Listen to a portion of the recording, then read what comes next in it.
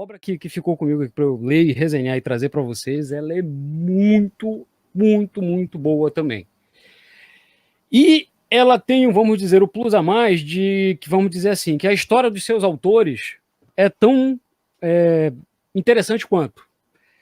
Eu estou falando aqui de A Grande Farsa, né, da editora Comic Zone, capa dura, 224 páginas, papel offset de alta gramatura, lombada arredondada, tá? Deixa eu ver se dá para ver aqui o verniz localizado nela. Extremamente luxuosa, pessoal. Vem com marca-página, que é um charme, personalizado. Com assinatura, né? Aqui dos dois, Carlos Trilho e Domingo Mandrafina. Deixa eu começar aqui a conversar. Vamos começar do início. Ela tem um texto de apresentação que foi feito por ninguém mais, ninguém menos que um professor e pesquisador, Paulo Ramos. Paulo Ramos é um apaixonado pelos quadrinhos latinos, né, sul-americanos, tanto que fez esse livro aqui, que eu já recomendei algumas vezes aqui no canal. Bem-vindo, um passeio pelos quadrinhos argentinos, de Paulo Ramos. E ele faz uma introdução fantástica, contando desde a história dos seus autores ao contexto em que essa obra foi feita. Meus amigos, apresento a vocês o roteirista dessa edição, Carlos Trilho, que nasceu em 1943 e faleceu, né, de mal súbito em Londres em 2011, durante uma viagem. Carlos Trilho, pessoal, além de humorista, escritor, antes de ser escritor, né, de historietas, ele foi humorista, ele foi redator, trabalhou à frente da edição de várias revistas de cunho humorístico na Argentina. E dentre as obras dele, que mais ficaram conhecidas, meu objetivo é trazer um pouquinho disso para vocês, porque a gente sabe, né, que infelizmente muita coisa desse material ainda não é do conhecimento, né, do nosso público. Uma delas, que eu achei assim uma das mais intrigantes, assim, é Las Portitas de Senhor López, que ele fez com a Horácio Altuna, que é outro grande desenhista argentino, que acompanhou ele também em várias obras. Las Portitas do Senhor Lopes, pessoal, de uma forma bastante resumida, basicamente é um fantástico mundo de Bob para maiores. Que basicamente é o Senhor Lopes, que ele trabalha, né, dentro de uma repartição chata pra caramba e tudo mais, e para fugir do tédio, do nada ele abre portas de um banheiro, de um quarto, de um escritório, de um almoxarifado, e a imaginação dele leva ele literalmente para outros mundos. Então tem várias histórias, vários quadrinhos dele, com esse mote. E realmente a imaginação é o limite, vamos dizer assim, para dizer aonde que as portas vão levar o Sr. Lopes a cada vez que ele se entedia e quer fugir um pouquinho do marasmo. Outra obra também, ele foi um dos fundadores e um dos maiores colaboradores da revista Fierro, né, que é uma das revistas, acho que é considerada na Europa uma das melhores revistas coletâneas de histórias em quadrinhos. É uma criação argentina que foi exportada, né, para o mundo todo. Aqui, a Zarabatana, que também publicou a Bem-vindo do livro do Paulo Ramos sobre os quadrinhos argentinos, também publicou algumas edições da Fierro, mesclando artistas tanto brasileiros quanto argentinos. Essa capa é da esquerda, é a Argentina, que tem aqui, olha, todo o Trilho Mandrafina, uma edição especial de 5 anos, e a outra é a Fierro Brasil. Trabalhou com artistas fantásticos, praticamente, eu acho que a família Breccia, né, tanto o pai quanto o filho. Trabalhou com Altuna, que eu falei para vocês, Mandrafina, Eduardo Rizzo, e trabalhou também com Domingo Mandrafina, que nasceu em 1944 e ainda está vivo, trabalhando ainda. Mandrafina também foi um dos artistas renomados que mais colaboraram pela revista Fierro, que eu mostro aqui à esquerda aqui de vocês. Trabalhou também com o Carlos Trilho na revista internacional Spaghetti Brothers e também trabalhou numa revista assim, uma série muito longeva, que é o Savarese. Eu acho que ainda ela chegou a ser traduzida, acho que até para Portugal, mas infelizmente também não veio para cá. E são, meu amigo, criações fantásticas que a minha esperança de mostrar isso aqui é despertar de repente o interesse do público e fazer que de repente as editoras tragam para cá esse material, que é muito bom, né? E o que nos leva à parceria de Carlos Trillo e Domingo Mandrafina, que inicialmente, pessoal, a obra que eu vou falar para vocês, né, que é A Grande Farsa, ela foi feita, na realidade, essa obra que a Comic Zone trouxe pra gente, ela é uma compilação. Ela traz pra gente duas histórias. A primeira, que é La Cosetta Verde, que é justamente a primeira parte da história, ela foi lançada no início dos anos 90. E em meados de 95, eu acho que saiu a segunda parte, que é o Iguana. Sendo que em 1999 ela foi traduzida, compilada e traduzida para o francês, que é La Grande Arnaque. E essa compilação rendeu para o Carlos Trillo o prêmio Angoleme, né? De melhor roteirista de quadrinho. Isso aqui, pessoal, eu trouxe para vocês uma capa também da versão adaptada em inglês, que é The Big Hoax. Por que eu mostrei essa capa para vocês? Hoax, pessoal, para quem não está familiarizado com o termo, vamos dizer assim, é o avô das fake news. Antigamente, as farsas que eram criadas e espalhadas, não apenas que depois passaram a ser espalhadas pela internet, elas eram chamadas de boatos, hoax. Então, a tradução eu acho que fica bem legal aí também. Por quê?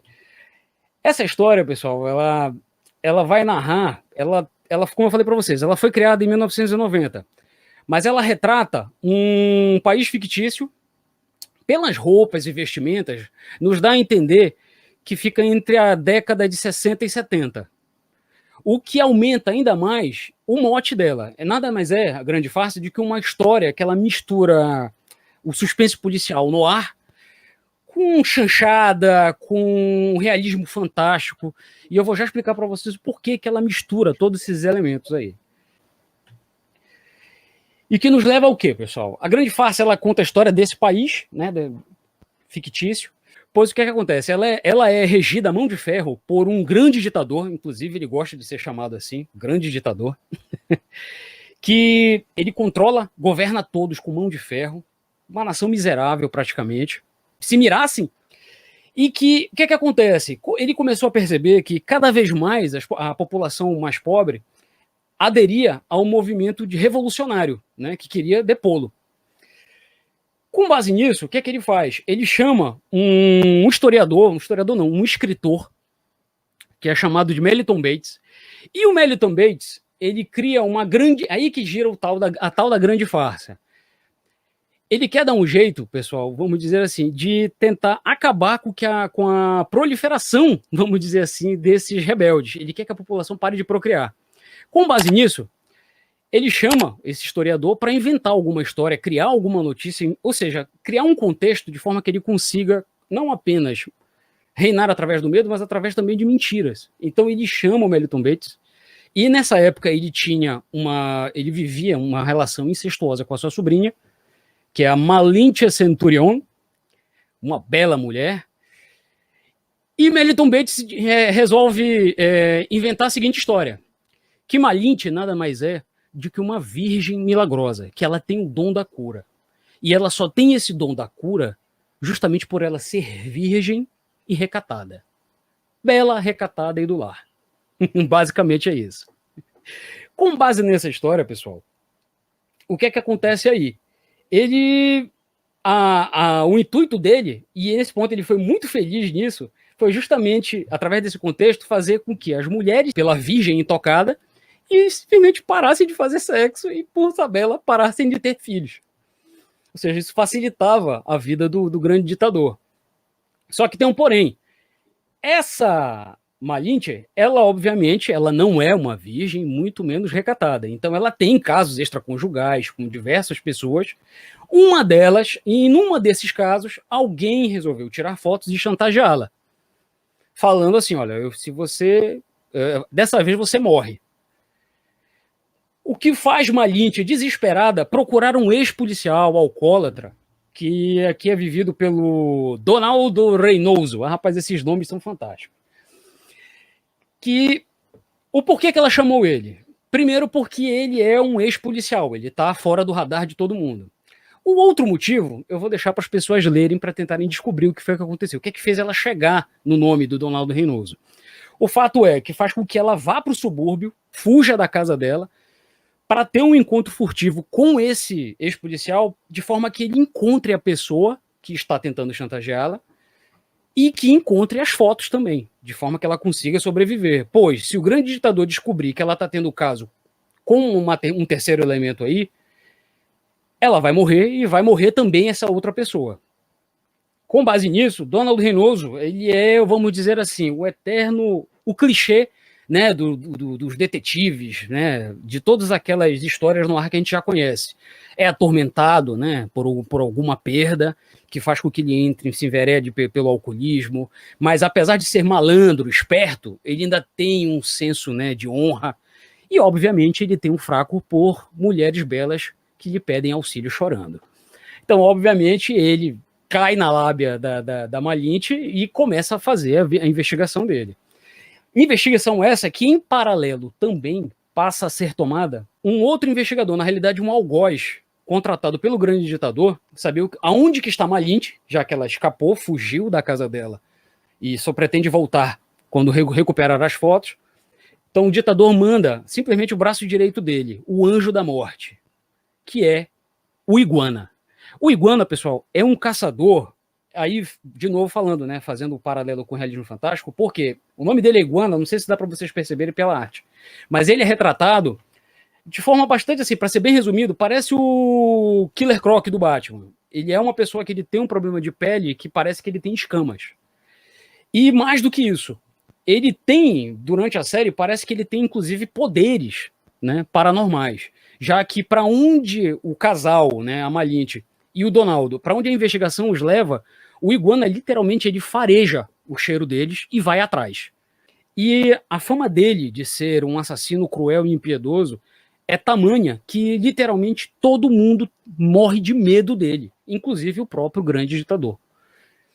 Então, essa caçada que o Iguana, né, faz em paralelo ao casal e a forma como a história é muito bem conduzida, né, pelo Carlos Trilho. E aí eu falo de novo, flertando com a chanchada, porque tem muitas cenas sensuais, muitas cenas de nudez, cenas de sexo, inclusive, e que geralmente nessas cenas ele utiliza também o paralelo do apelo sexual com uma leve dose de humor também, principalmente ao retratar o grande arquiteto da grande farsa, que eu falei para vocês que é o Meliton Bates. Então é muito interessante a forma como a história é conduzida. A primeira parte da história, que narra basicamente a história da grande farsa, que é o que dá nome à obra mesmo, né, que é a compilação integral, ela basicamente é através de duas linhas narrativas, a perseguição do Iguana e a investigação dos dois, né, tanto da Malinte quanto do Reynoso. E a segunda parte, ela é mais simples, ela é mais linear. Não, ela também é através de dois pontos de vista, mas é através do ponto de vista da população da cidade, que morre de medo do Iguana, e através do ponto de vista da repórter que está investigando a história do Iguana. Ou seja, ela está confirmando todas as histórias, todos os mitos e lendas que a população fala sobre as maldades, né, que foram feitas pelo Iguana durante o período dele aí que ele esteve naquela cidade. Então, realmente, são personagens fantásticos, assim, que chegam a ser tão carismáticos que você não sabe para quem você torce. Se é pro vilão, se é pro mocinho, se é que existe vilão e mocinho nessa história. Então, fica a recomendação aí de leitura máxima para todos vocês.